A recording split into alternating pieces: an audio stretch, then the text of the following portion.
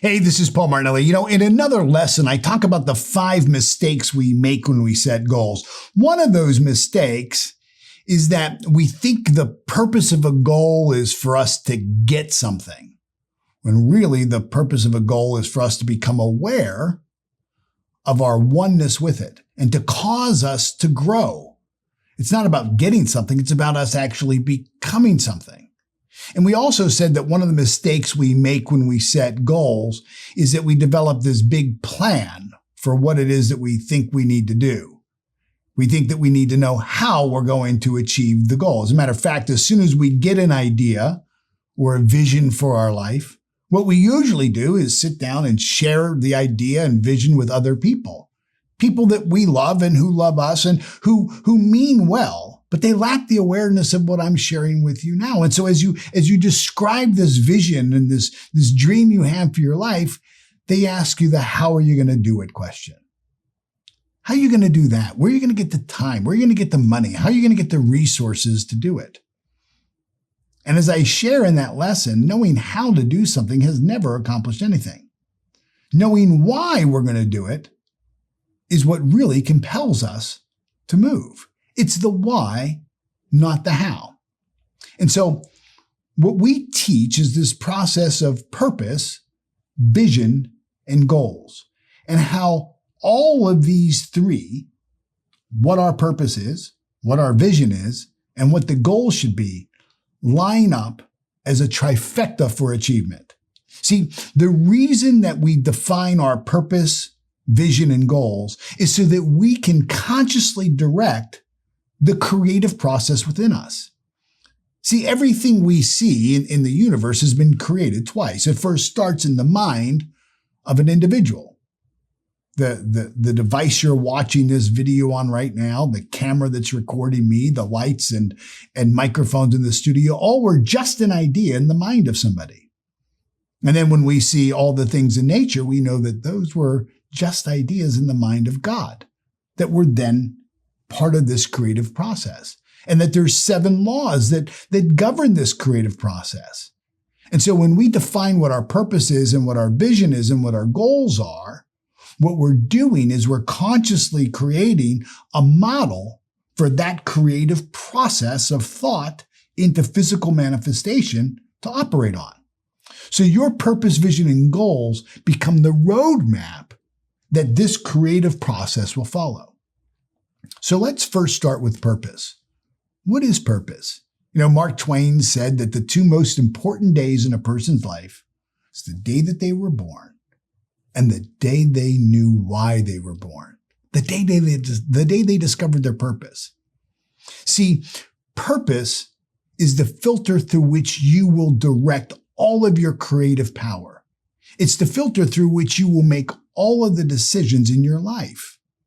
As a matter of fact, when I find somebody who's indecisive and they're not sure about what to do and they're kind of wishy-washy in making decisions, it's a first sign to me that they lack purpose. Not intelligence, not resources, but they lack purpose. See, when you understand what your purpose is, when you understand that purpose is why you do what you do and the filter through which you make all of your decisions, you're then able to make decisions very quickly. And you seldom, if ever, go back on those decisions. Whenever somebody comes to me with ideas, and people often do for businesses and investment opportunities, before I even look at the plan, before I even judge the validity of the concept, my first question is this idea, if I were to act on it, is it in harmony with my purpose? If it is, I'll give it consideration. If it's not in harmony with my purpose, I won't waste their time or mine. Now, when we think of purpose, our purpose is something that stays with us for a season of our life. The younger we are, the shorter the seasons. When you were 15, 16, 17 years old, that was a season in your life. What was your purpose? Your purpose was to get an education. It was to develop friends and social awareness, to develop some skills and talents and abilities. to begin to focus on your graduation and maybe what your future would be. That was your purpose. When you were 18, 19, 20 years old, you either entered into university or you entered into the military, you entered into the job market, and your purpose was to find your way. It was to find kind of your next step. It was to kind of go through the wilderness for a little bit and find out what you were good at. It was to make some connections. That was your purpose. When you were 23 to 25, 26 years old, what was your purpose? Your purpose was to get established, was to kind of start, growing some roots, to anchor yourself in maybe a particular city, into a particular career field. It was to maybe expand your connection base. Maybe it was begin to maybe look for a life partner.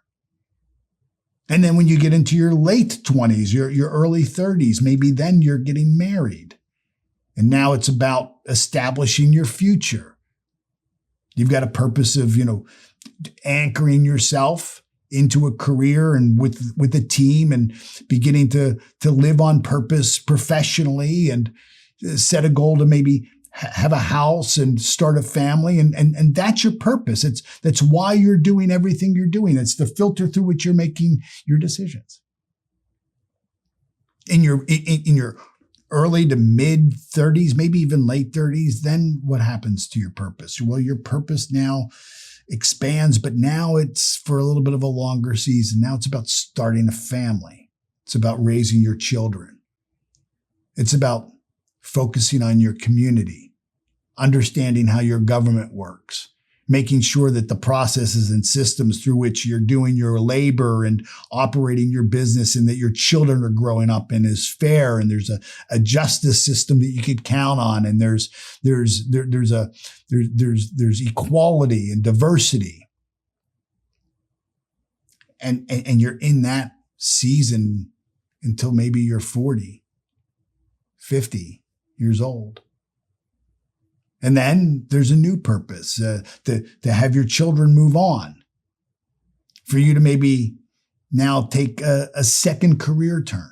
So you think of your purpose as kind of the sun, and everything revolves around the sun. That's how it works. Purpose is like the sun. Everything else revolves around it. And there's a season for our purpose. And as we navigate our life, at times, our purpose will change. But it stays with us for years. And as we get older, it may stay with us for a decade or even longer. From purpose, once we understand what our purpose is, then we move on to what vision is. Vision is our highest conscious awareness of ways for us to live our purpose. So our vision is actually activated from purpose. Once we understand what our purpose is, we now begin to think about what are ways for me to live this vision? What are things that I could do that would allow me to manifest this purpose, to live this purpose, to walk this purpose every day of my life? Vision becomes a detailed description of you living in the full presence and awareness of your purpose in present tense. It's not some future state. Vision is a today state. And your vision will include those things that you are aware of right now that you need to do and you need to have in order to fulfill your purpose. Your vision, unlike purpose that is like the sun and never changes, your vision will change often. Your vision is really a function of your awareness. And as you expand your awareness of ways for you to live your purpose, as you expand your awareness, as your environment changes, as you navigate your life every day and you become more and more aware of the world around you and the people in it, all of a sudden your vision begins to change. As your awareness changes and as your understanding changes, so will your vision. Ultimately, it becomes your vision that will drive your goals and will actually sharpen the clarity you have on your purpose. Now, this is why I think people wrestle with purpose, and oftentimes people are unsure of their purpose. And I always say that in the absence of knowing exactly what your purpose is, then your purpose is to develop and become aware of your purpose. So let's just say, and let's look at how this would work. Let's say that a person had as their purpose, one area of purpose, and I think we should have purpose in 5 areas of our life. I think there should be a purpose for your spiritual growth. I think there should be a purpose for your primary love relationships. I think you should have purpose in the area of your personal and professional development. I think you should have purpose in the area of the health of your body temple. And I think that you should have purpose as it relates to the flow of freedom in your life. That would be time and money. So let's just say in one area of our lives, we have a purpose that would say that we want to feed starving children around the world. Great. So let's say that's our purpose. My question would then be, what's one thing you could do that would allow you to live that purpose? And maybe you say, well, I could collect food. I could create a flyer. I could go to all of my neighbors and I could ask them that, one Saturday a month, if they would put a bag of canned goods out on their stoop, near their front door, I'll come by and pick it up and I'll bring it to homeless shelters or food banks. Great. Let me ask you this. If you did that with your neighbors and you executed on that plan, would that allow you to live your purpose? Yes or no? Yes. Great. Then it qualifies for vision. What's another thing you could do? Well, I could set up a nonprofit. I could set up a nonprofit and I could begin to raise money, and I could raise money for all the, organizations that do work around the world. Now, somebody may say, well, where are you going to get the money to set up a 501c3 charitable, contribution center organization? And you might say, well, geez, I don't know, so now I can't do that. No. See, the only qualification for vision isn't if you know how to do it. You're not going to know how to do it. The only qualification for vision is this. Is it in harmony with my purpose? If I acted on this idea, would it allow me to live my purpose? If it does, then it makes vision. We don't care about where the time or money or skill or talent or ability is going to come from. That's none of your business. At purpose or vision, none of that matters. It's all about what you want and what are you aware of to do.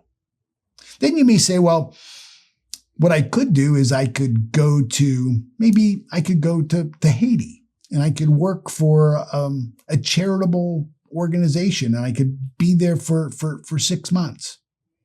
Okay. If you were to go to Haiti, volunteer for, some NGO, and you were to work providing food and serving food to starving children, would that allow you to live your purpose? Yes. Great. Then it goes on vision. Now, family and friends will say, well, how are you going to get off of work? Where are you going to get the money? What's going to happen with your job? None of that matters. None of that matters. The litmus test for vision is, does it allow me to live my purpose? And as you go on living your life, purpose begins to get clearer. As you go on living your life, your awareness of ways to live that purpose expands.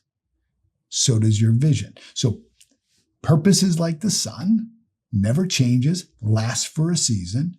Vision is our highest conscious awareness of ways to express our purpose and to live our purpose, changes often. It's a living, breathing document. As your awareness expands, your vision expands. Then, and only then, do we begin to set goals. And the goals we set comes from our vision, driven by purpose. So our goals become a benchmark for us to measure our progress. And the purpose of the goal is to cause us to grow into the person who can live that purpose and manifest that vision. I always suggest that when we're setting goals, if goal setting and goal achievement is new to you, like if you haven't set a goal in 6 months and achieved it, then you probably shouldn't be working on 5 or 6 goals at a time. You should probably, understanding that goal setting and achieving is a skill, you should probably just start with one goal. So look at your vision and ask yourself, which of these 3 or 4 things that you're aware of right now to live this purpose of feeding children, which is the easiest? Like which one, if you started, you could actually get behavior momentum behind? Which one would be the easiest for you to start? And so maybe you say, well, my goodness, I could make a flyer in 15 minutes. I could pass it out in my neighborhood in an hour. And next week I could have, 300 pounds of food. Bingo. Then let's set that as a goal. Let's set as a goal that in 90 days, you're going to collect 1,000 pounds of food for your local homeless shelter or food bank. And the way you're going to do it is through this one action step on your vision so that you can go ahead and live your purpose. I think the other important part of goal achieving is that we have to recognize that there are steps of achievement before the full manifestation of the goal. There's evidence along the way. So when you get the flyer done and it looks really good, you should celebrate. When you go out and you pass out the flyers and you get 100 of your neighbors to agree, you should celebrate. Now, you haven't fed anybody. You haven't even collected 1 ounce of food. You're no closer physically to your goal, but you're a lot closer, aren't you? You're a lot closer. Although it doesn't appear to be any closer because there's no evidence that you've been able to feed anybody. But the truth isn't always in the appearance of things. We want to celebrate every single step in the achievement process. See, the ultimate purpose of the goal, again, is not to achieve or to get the goal. It's to become the person who can achieve it. So to live your purpose, realize your vision, and achieve your goals, it requires that we live from intention. We have to live from intention. We can't just kind of make this up as we go along. See, once we become aware of purpose, once we begin to see our visions, once we begin to work towards our goal, there's going to be an inner tension because you're going to have to do things you've never done before, go places you've never been before, meet people and do things you've never done or ever met. And so this inner tension, as you're standing in the zone of your own knowing, your comfort zone, and this tension causes us to either be pulled forward by our longing, being pulled forward into our growth, or there's this inner tension that would push us back into our safety and into what's familiar. And so there's this push and this pull. There's the do it, don't do it.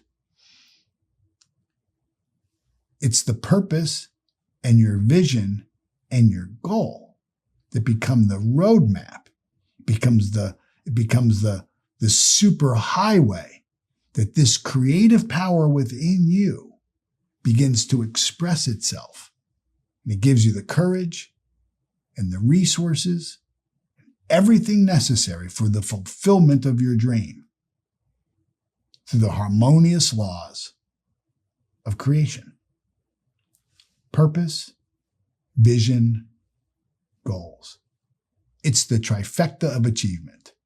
And when you begin to live your life that way, everything changes. Thanks.